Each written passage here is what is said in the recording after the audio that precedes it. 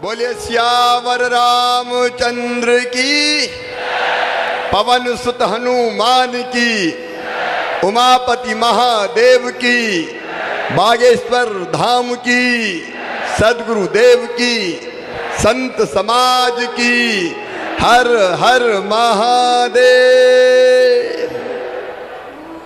आत्मनो मोक्षार्थ जगत हिताय च, आत्मा के मोक्ष और जगत के हित के लिए जिन्होंने देह धारण किया है, ऐसे हमारे परम पूज्य संतगण, मैं उनके चरणों में प्रणाम करता हूं।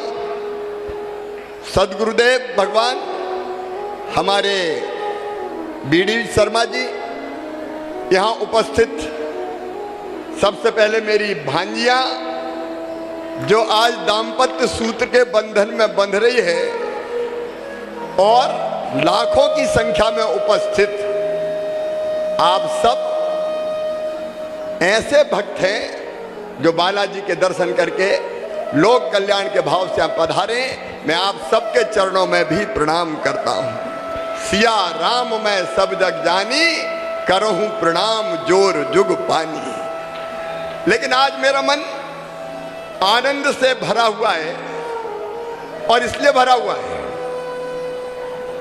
कि बचपन से मैं भी गांव में पैदा हुआ महाराज जी। छोटा सा गांव, मेरा भी जैत, हम भी जैत में पैदा भय, और पढ़े भी सरकारी स्कूल में ही है भैया, कोई पब्लिक मगलिक स्कूल में नहीं पढ़े।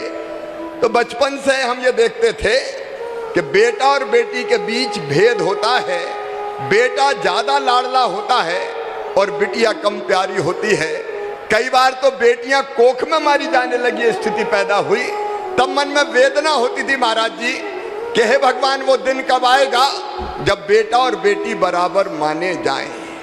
बीच में महाराज जी मैं विधायक बन गया। मैं आज कन्या विवाह के अवसर पर वो घटना सुनाना चाहता हूँ। पदयात्रा कर रहा था, हम तो पाँव पाँव भी खूब घूमे। तो एक गांव में गए तो बेटी की शादी थी, अनाथ थी। तो गांव के लोगों ने कहा कि आप विधायक हो, बिटिया की शादी का इंतजाम करवा दो, सरकारी सहायता दिलवा दो, इसके माता पिता नहीं है। तो मैंने कहा शादी कब है? बोले परसों ही है। मैंने कहा सरकारी सहायता में तो बरसों लग जाएंगे। और तभी मन में भाव आया, क्या एक शादी हम नहीं कर सकते? और उस बिटिया की शादी अपने मित्रों के सहयोग से की तो इतना आनंद प्राप्त हुआ, मैं उसका शब्दों में बयान नहीं कर सकता। लेकिन उसके बाद फिर हमने महाराज जी क्रम शुरू किया। हमारे क्षेत्र की जो निर्धन बेटियां थी उनके विवाह का मित्रों के सहयोग से, और मुख्यमंत्री बनते ही महाराज जी सबसे पहली योजना मैंने कोई बनाई तो उस योजना का नाम था मुख्यमंत्री कन्या विवाह योजना। और मध्य प्रदेश की धरती पर हजारों शादी सरकार क्यों न करे? सरकार की ड्यूटी है, धर्म है कि बिटिया की शादी अगर माता पिता ठीक से नहीं कर सकते तो सरकार शादी करे। इसलिए मुख्यमंत्री कन्या दान योजना बनी। और उसके बाद सारे संत यहाँ बैठे हैं, उनके चरणों में मैं निवेदन करना चाहता हूँ। लाडली लक्ष्मी योजना बनी, जिसमें तय किया कि मध्य प्रदेश की धरती पर कोई बिटिया पैदा होगी तो वो लखपति होगी, लखपति, बोझ नहीं बनेगी, वरदान बनेगी। उसमें से लाडली लक्ष्मी योजना है। मैं उसमें ज्यादा समय नहीं लगाता, सबको पता है मध्य प्रदेश वालों को 44 लाख लाडली लक्ष्मी बेटियां आज मध्य प्रदेश की धरती पर हैं, जिनकी शिक्षा दीक्षा से लेकर सारा इंतजाम भगवान की कृपा से सरकार करती है। लेकिन अभी मैं महाराज जी से कह रहा था, महाराज जी आज महाशिवरात्रि है, शिव और शक्ति, जब तक दोनों मिलकर सशक्त नहीं होते तब तक कल्याण कभी देश का भी नहीं होगा और संसार का भी नहीं होता। इसलिए एक भाव मेरे मन में आया कि हमारी बहनें सशक्त होनी चाहिए, क्योंकि बहनें सशक्त तो प्रदेश सशक्त, प्रदेश सशक्त तो देश सशक्त। और फिर हम भी तो भैया है, जब बेटियों के मामा भय तो बहनों के भैया भय के नहीं भय, तो बहनों के भैया है। अब भैया सावन के महीना में एक दान आते हैं, बहन को लिवा के ले जाते हैं या बहन के घर आते हैं, राखी बंधवाते हैं, उपहार देते हैं। दिल ने कहा कि तू भी तो भैया है तो तू भी तो कोई उपहार दे। लेकिन मुझे लगा कि साल में एक बार देने से काम नहीं चलेगा, और इसलिए एक योजना मैंने महाराज जी को बताई। एक योजना और बन गई, लाडली बहना योजना। अब हर गरीब बहन जो मध्य प्रदेश की निवासी है, उनके खाते में हर महीना 1000 रुपया डाला जाएगा, साल में 12,000 रुपया। और उस रुपया का उपयोग वो बेटा बेटी को दूध पिलाने में करेगी, फल खिलाने में करेगी, सब्जी खिलाने में करेगी, परिवार को मजबूत बनाएगी। कभी पतिदेव को भी जरूरत पड़ गई तो आज तो वो मांगने वाली है, दे दो 100 रुपया 200 रुपया। और कई बार पति की डांट भी खा लेती, चल नहीं है, लेकिन वो पैसा बचा के रखेगी तो वक्त बेवक्त जरूरत पड़ेगी तो पतिदेव से भी कहेगी कि ले आओ, ये रखें ले जाओ, उनका काम भी चला देगी। और सास बहू का प्रेम भी बढ़ जाएगा। सासू जी कहेगी हर महीना 1000 रुपया आ रहे तो बहुए भी घी चुपी रोटी खुआओ। महाराज जी, आज बेटियों को देख के मुझे ये प्रसंग याद आ गए। मैं आपको प्रणाम करता हूं, सब संतों को प्रणाम करता हूं।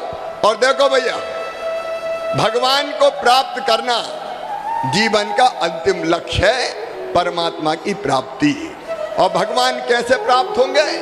ज्ञान मार्ग, भक्ति मार्ग और कर्म मार्ग, 3 मार्ग बताए गए हैं। ज्ञान मार्ग यह बैठे, जो सही रास्ता हमको बताए वो है ज्ञान मार्ग, वो संत ज्ञान मार्गी है, वो भगवान को प्राप्त करते हैं। दूसरे हैं भक्ति मार्ग। एक बार भगवान श्री रामचंद्र जी का दरबार लगा था। मैया सीता, भैया लक्ष्मण, भरत, शत्रुघ्न, अंगद, नल, नील, जामवंत, हनुमान, द्विविद सब बैठे थे। अचानक सीता जी बोली कि वैसे तो मुझे सभी पुत्र बहुत प्यारे, लेकिन पुत्रों में भी पवन पुत्र की महिमा का तो मैं वर्णन नहीं कर सकती। और ये कह के सीता मैया ने कहा, आज अयोध्या की सबसे कीमती माला मैं बजरंग को भेंट करना चाहती हूँ। और ये कह के अपने गले से मोतियों की एक माला निकाली और हनुमान जी की गोद में डाल दी। कहा बेटा ये अयोध्या की सबसे कीमती माला है। हनुमान जी ने माला उठाई, उल्टी पलटी देखी और फिर माला तोड़ डाली। तोड़ के एक मोती निकाला, देखा, तोड़ा, फेंक दिया। दूसरा मोती निकाला, देखा, तोड़ा, फेंक दिया। तीसरा मोती निकाला, देखा, तोड़ा, फेंक दिया। दरबार आश्चर्यचकित, बजरंग को हो क्या गया? इतने प्रेम से मैया ने मोतियों की माला दी, ये तोड़ तोड़ के फेंक क्यों रहे? मैया बोली बेटा बजरंग, बात क्या है, तू माला तोड़ के फेंक क्यों रहा है? तो बजरंग मुस्कुरा दिए, मैया तू भी झूठ बोलती है। तो सीता जी का मैं और झूठ। दरबार फिर आश्चर्यचकित रहेगा कि बजरंग सीता जी से कह रहे हैं कि मैया तुम भी झूठ बोलते हो। सीता जी का बेटा मैंने क्या झूठ बोला? बोले भैया तू तो कहती थी ये माला अयोध्या की सबसे कीमती माला है। बोले बेटा अभी भी कह रही हूँ ये माला अयोध्या की सबसे कीमती माला है। बजरंग मुस्कुराए और कहने लगे भैया अब भी झूठ बोल रही है। अरे मेरे लिए तो कीमती वो है जिसमें मेरे भगवान श्री राम रहते हो, जिसमें मेरी मैया सीता निवास करती हो। और मोती तोड़ तोड़ कर देख रहा हूँ, ना तो कहीं भगवान राम दिखाई दे रहे ना मैया सीता दिखाई दे रही है, इसलिए बेकार समझ के फेंक रहा हूँ। एक खड़े हो गए दरबार में, बजरंग क्या उसी चीज से प्यार करते हो जिसमें भगवान राम और सीता रहते हो? बोले हाँ। तो बोले शरीर से प्यार करते हो कि नहीं? बोले सब करते हैं, मैं भी करता हूँ। कहा बताओ तुम्हारे शरीर में कहाँ राम और सीता है? तो कहते हैं भरे दरबार में बजरंग ने सीना चीर दिया और सारे दरबार ने देखा कि भगवान राम और सीता हनुमान जी के हृदय में विराजमान थे। ये है भक्ति मार्ग। इस पे जो चलते हैं वो भगवान को प्राप्त होते हैं। लेकिन भैया अपन ठहरे ग्रस्त, गरीब, मध्यम वर्गीय, तो एक मार्ग और संतों ने बताया, वो है कर्म मार्ग। जिसकी तरफ जो काम तय है वो मेहनत ईमानदारी से करते चलो, भगवान मिल जाएंगे। अगर किसान है अन्न उत्पादित करे, अगर कर्मचारी है तो ईमानदारी से लोगों के काम करे, डॉक्टर है तो बीमारों का इलाज करे, और नेता है तो हवाला घोटाला बेईमानी ना करे, ईमानदारी से जनता की सेवा करे, तो परमपिता परमात्मा मिल जाएंगे। लेकिन बागेश्वर धाम तो ज्ञान, कर्म और भक्ति का त्रिवेणी संगम दिखाई दे रहा है। यहाँ जितने सेवा के काम आपने सोचे, मैं आपका अभिनंदन करता हूँ मध्य प्रदेश की जनता की तरफ से। आपका संकल्प है गौशालाओं का किसान भी गाय बांधे, केवल गौशाला नहीं, आपका संकल्प है धर्म के प्रचार का, कैंसर हॉस्पिटल का, ये पवित्र संकल्प है। मैं इस संकल्प को प्रणाम करता हूँ और सचमुच में आज बेटियों के इस विवाह में आके मैं अपने आप को धन्य अनुभव कर रहा हूँ। अपनी बेटियों को, भांजियों को मैं आशीर्वाद भी देता हूँ। आशीर्वाद तो संत देंगे, मैं तो यही कहता हूँ मामा की दुआएं लेती जा, जा तुझको सुखी संसार मिले। ये हमेशा सुखी रहें, इनका मंगल हो, इनका कल्याण हो, कभी तुम्हारे पाँव में भी कांटा ना गड़े।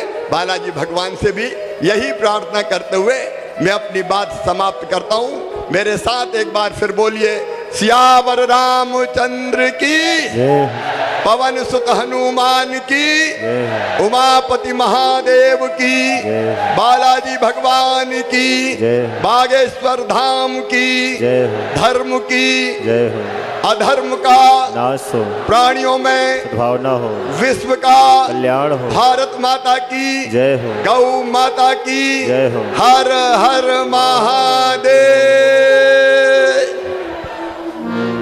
गुरुदेव भगवान अपने हाथों से इन बेटियों को उपहार सामग्री स्वरूप एक तुलसी की माला, भगवान शालिग्राम का विग्रह, सोने और चांदी के जेवर और रामचरितमानस की पुस्तक भेंट कर रहे हैं। उनके साथ मुख्यमंत्री शिवराज सिंह चौहान जी और सभी महापुरुष अपने हाथों से इन बेटियों को ये उपहार सामग्री भेंट कर रहे हैं।